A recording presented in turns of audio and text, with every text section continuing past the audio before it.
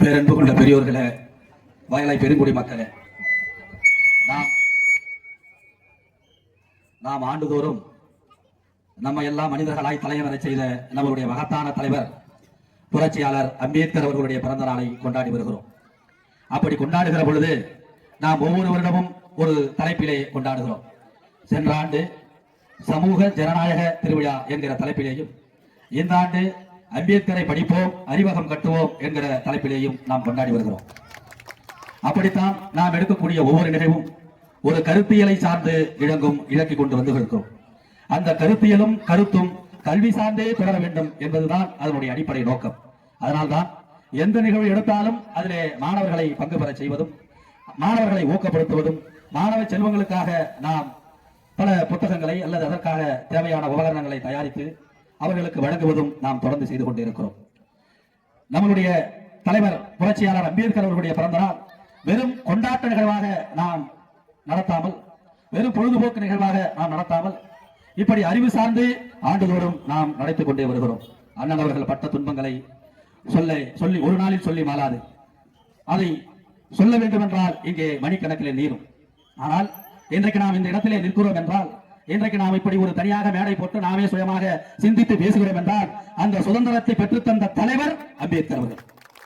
அந்த நன்றி பெருக்கை நாம் என்றைக்கு மறக்கக்கூடாது. நம்மை பெற்று வளர்த்தெடுத்த தந்தைகளை நாம் புறந்தள்ளி விடுவோமா? நமக்கு கவுசர் போட கற்றுக் கொடுத்து உணவு உண்ண கற்றுக் கொடுத்த அந்த தாய் தந்தையரை புறந்தள்ளுவது எப்படி ஒரு அநாகரிகமோ, அப்படி நாம் வளர்வதற்காக நமக்காக பாடுபட்ட புரட்சியாளர் அம்பேத்கர் அவர்களை நன்றி மறப்பது என்பது ஒரு அயோக்கியத்தனம். ஆதலால் தான் நாம் தொடர்ந்து இந்த நிகழ்வுகளை எடுத்து வருகிறோம். ஆனால் இன்றைக்கு பல்வேறு நிலைகளிலே அரசியல் போய் கொண்டிருக்கிறது. அந்த அரசியலையும் தவிர்த்துவிட்டு நாம் செல்ல முடியாது. அரசியலை நாம் தவிர்த்தோமானால் நாம் தவிர்க்கப்பட வேண்டியவர்கள் நம்மை ஆழ்வார்கள். ஆகவே அரசியலையும் நாம் தெரிந்து கொள்ள வேண்டும், அதனுடைய உட்கூறுகளையும் நாம் புரிந்து வைத்துக் கொள்ள வேண்டும். ஆகவே தான் கல்வியோடு சேர்த்த அரசியலும் நமக்கு மிக முக்கியமானது. கல்வி எவ்வளவு முக்கியமோ, நம்மளுடைய மேம்பாட்டிற்கு, முன்னேற்றத்திற்கு, நம்மளுடைய வாழ்வியல் அத்தியாவசியத்திற்கு எவ்வளவு முக்கியமோ அதை விடவும் முக்கியமானது நாம் கற்றுக்கொள்ள வேண்டிய அரசியல். அந்த அரசியலுடைய நுட்பத்தை புரிந்து கொண்டால்தான் நாம் கல்வியிலையும் வேகமாக நம்மை வளர்த்தெடுக்க முடியும். இன்றைக்கு நடந்து கொண்டிருக்கக்கூடிய அரசியல் சூழ்நிலைகளை எல்லாம் நாம் கணக்கிட்டு பார்த்தால், நாம் ஏதோ பல இடங்களிலே நன்றி மறந்து கொண்டே இருக்கிறோம் என்கிற அந்த தோணியை நீங்கள் புரிந்து கொள்ள வேண்டும். எவ்வளவோ கொடுமைகளை அம்பேத்கர் அவர்கள் அனுபவித்து இந்த அரசமைப்பு சட்டத்தின் மூலமாக இந்த மக்களை எப்படியாவது மாற்றிவிடலாம் என்கிற ஒரு முற்போக்கு சிந்தனையோடு செயல்பட்டார். ஆனால் அவர் உருவாக்கி கொடுத்த சட்டத்தின் மூலமாக, அவர் உருவாக்கி கொடுத்த இடஒதுக்கீட்டின் மூலமாக படித்து பட்டம் பெற்றவர்கள் இந்த சமூகத்திற்கு பாராட்டுகிறார்களா? ஒரு கேள்வி. அது உங்கள் மனச்சான்றை விட்டு விடுகிறேன். இந்த நிகழ்வை நடத்துவதற்கு கூட பல பேர் வரவில்லை. ஏன்? அதை விடவும் முக்கியமான காரணங்கள் இருக்கலாம். ஆனால் இது நம்மளுடைய தலையாய கடமை என்பதை அவர்கள் உணர மறுக்கிறார்கள். மு.க. ஸ்டாலின் அவர்களை பிறந்த நாளுக்கு கொடியேற்றுகிறார்கள், லட்டு கொடுக்கிறார்கள். புரட்சியாளர் அம்பேத்கர் பிறந்த நாளுக்கு பகிரவை மறுக்கிறார்கள். என்ன நியாயம் அது? என்ன நீதி இது? உங்கள் உழைச்சான்றை எண்ணி பாருங்கள்.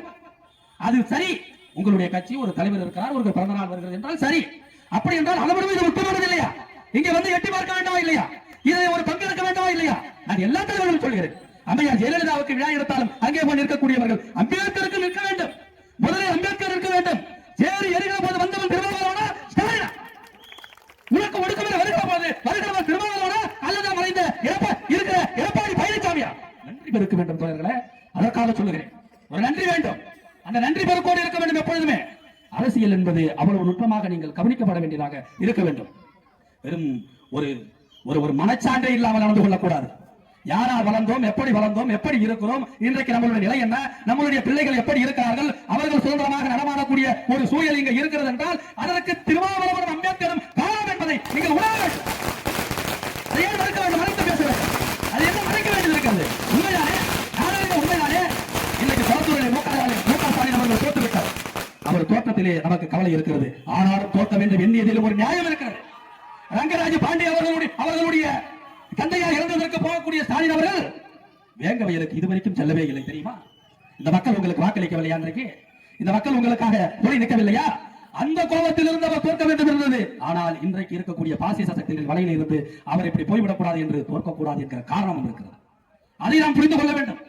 அதற்காக தான் கல்வியோடு சேர்த்து நம்ம அரசியலையும் படிக்க வேண்டும். இன்றைக்கு எதிர்பாராத விதமாக, யாரும் எண்ணாத விதமாக திரு விஜய் அவர்கள் முதல்வராக விட்டார். அவரே எண்ணி இருக்க மாட்டார். அவருக்கு அது தெரிந்திருக்காது. ஆனால் காலம் தந்தது, மக்கள் கொடுத்தது, அதை நாம் எண்ணிதான் வேண்டும். திரு விஜய் அவர்களுக்கு வாழ்த்துக்களை சொல்லுவோம். அரசியல் நடவடிக்கைகளை பொறுத்து விமர்சிக்கவும் தொடங்க மாட்டோம். ஏனென்றால் நாங்கள் திருமாவளவனின் பிள்ளைகள், அம்பேத்கரின் வாரிசுகள். எது எங்கே நடந்தாலும் எப்படி இருந்தாலும் அந்த கருத்தை துணிவோடு துணிச்சலோடு சொல்ல வேண்டிய நேரத்தில் சொல்லக்கூடிய ஆற்றல் பெற்றவர்கள். அதில் நேர்மை இருக்கும், அதில் உண்மை இருக்கும், அதை எடுத்து சொல்ல வேண்டும். அப்படி நாம் இந்த நிகழ்வுகளை ஒருங்கிணைக்கிற பொழுது பல்வேறு நெருக்கடிகள் எப்ப நடத்தணும் போடுற வாட்ஸ்அப் அதை பத்தி பேசவே மாட்டாங்க. என்னங்க நிதி அதை பத்தி பேசவே மாட்டாங்க. சும்மா அதை பத்தி ஓடிட்டே இருக்கணும், அதை கேட்டுக்கிட்டே இருக்கணும். அவரவர்களுக்காக முன் வர வேண்டும். இந்த நிகழ்வை ஏன் நாம் தான் தொடர்ந்து நடத்த வேண்டுமா? யாராவது அதை எடுத்து நடத்த வேண்டும். ஏன் முன் வரக்கூடாது? ஏன் அதை கேட்கக்கூடாது? நான் நடத்தலாம் என்று சொல்லலாமே. ஆனால் அதற்கு வரமாட்டார்கள்.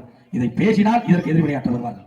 இப்படி சொன்னால் அதற்கு எதிர்வினையாற்ற வருவார்கள். இங்க எவ்வளவு பிரச்சனைகள் நம்ம ஊரில் இருக்கிறது. இந்த டேங்க் வாட்டர் பிளான்ட் இன்னமும் எடுத்துக் கொண்டிருக்கிறார்கள். ஒரு தனிநபர் வருமானத்திற்காக இந்த ஒட்டுமொத்த ஊராட்சியே வாழ்ந்து கொண்டிருக்கிறார். ஒரு தனி மனிதனாக போய் கேட்டால் பிரச்சனை, ஒரு அமைப்பாக போய் கேட்டால், மக்கள் கூட்டாக போய் சேர்ந்தால் அது பிரச்சனை இல்லையா? இல்லைதானே? அப்படி என்றால் அதற்காக நாம் அணிதர வேண்டுமா இல்லையா? அதை பற்றி சிந்திக்க வேண்டுமா இல்லையா? எவ்வளவு பிரச்சனைகள் இருக்கிறது. அதை கையில் எடுக்கிறதுக்கு நம்மளுடைய தோழர்கள் முன்வர மறுக்கிறார்கள். அதையும் சேர்த்து நாம் போராடி கொண்டிருக்கிறோம். அதுக்காகவும் நாம் பல கட்ட நடவடிக்கைகளை எடுத்துக் கொண்டிருக்கிறோம். ஆகவே காலம் இல்லாததால் நான் உங்களை பணிவோடு கேட்டுக்கொள்கிறேன். கல்வியோடு சேர்த்து அரசியலையும் புரிந்து கொள்ளுங்கள். அப்பொழுதுதான் நீங்கள் பெறுகிற கல்வி மிக தூய்மையானதாகவும் அது நேர்மையானதாகவும் நீண்ட நெடிய தூரத்திற்கு செல்லக்கூடியதாகவும் இருக்கும் என்பதை நான் உங்களுக்கு சொல்ல கடமைப்பட்டிருக்கிறேன். நம்மளுடைய அப்பா அவர்களுக்கு சிறப்பு செய்ய இருக்கிறோம். அவருடைய வருகை மிக முக்கியமானது. கடந்த ஆண்டே வருவதாக இருந்தார். இப்பொழுது அவர் வந்திருக்கிறார்.